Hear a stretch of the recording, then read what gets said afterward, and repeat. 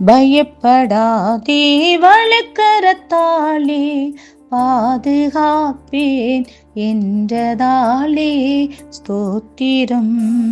பாசம் என் மேல் நீர் வைத்ததினால் பறிக்க இயலாதே வரும் என்னை. பாசம் என் மேல் நீர் வைத்ததினால் பறிக்க இயலாதே வரும் என்னை. என்னை மறவா இயேசுநாதா, உந்தன் தயவால் என்னை நடத்தும்.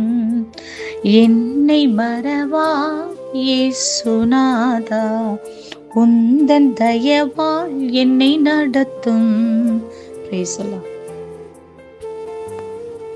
கர்த்தருடைய பரிசுத்த நாமத்துக்கு ஸ்தோத்திரம். ஏசாயாவின் புஸ்தகம் 30வது அதிகாரம் 19 முதல் சில வசனங்கள். சீயோனை சேர்ந்த ஜனங்கள் எருசலேமில் வாசமாய் இருப்பார்கள். இனி நீ அழுது கொண்டிராய். உன் கூப்பிடுதலின் சத்தத்துக்கு அவர் உனக்கு உருக்கமாய் இறங்கி அதை கேட்டவுடனே உனக்கு மறு உத்தரவு அருளுவார். பிரியமானவர்களே, ஆண்டவராகிய இயேசு கிறிஸ்து இந்த நாட்களில் உங்களை பார்த்து கூறுகிறதான வார்த்தை, இனி நீ அழுது கொண்டிராய்.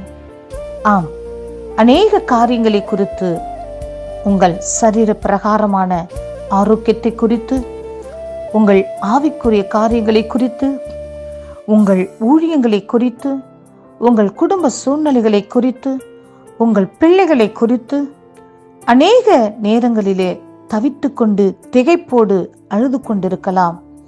கர்த்தர் இந்த நாட்களில் உங்களை பார்த்து சொல்கின்றார், இனி நீ அழுது கொண்டிராய். உங்கள் கூப்பிடுதலின் சத்தத்துக்கு கர்த்தர் உருக்கமாய் இறங்கி அந்த சத்தத்தை கேட்டவுடன் அவர் உங்களுக்கு மறு உத்தரவு அருளுகிறேன் என்று வாக்கு கொடுக்கின்றார்.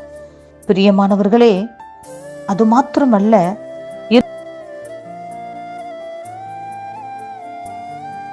இனி ஒருபோதும் மறைந்திருக்க மாட்டார்கள். உன் கண்கள் உன் போதகர்களை காணும் என்று சொன்ன வார்த்தையின் பிரகாரமாக நம் பரமபிதாவாகிய பரம போதகராய் இருக்கிற நம் தேவாதி தேவன் நம்முடைய ஒவ்வொரு சூழ்நிலைகளையும் கர்த்தர் அறிந்து அந்த சூழ்நிலைகளை எப்படி மேற்கொள்ள வேண்டும், சத்துருவின் சகல சதித்திட்டங்களையும் அறிந்து சத்துருவின் கிரியைகளை எப்படி முறியடிக்க வேண்டும் என்று சொல்லி ஒவ்வொரு நாளும், ஒவ்வொரு நிமிஷமும், ஒவ்வொரு நொடியும் போதித்து அவர் உங்கள் மேல் கண்களை வைத்து உங்களுக்கு ஆலோசனை கொடுத்து நடத்த உண்மையுள்ள தேவனாய் இருக்கிறார் என்று சொல்லி விசுவாசியுங்கள். பரலோக ராஜ்யத்திற்கு பங்காளிகளாக மாறுங்கள். கர்த்தர் இந்த வார்த்தையை ஆசீர்வதிப்பாராக. ஆமென்.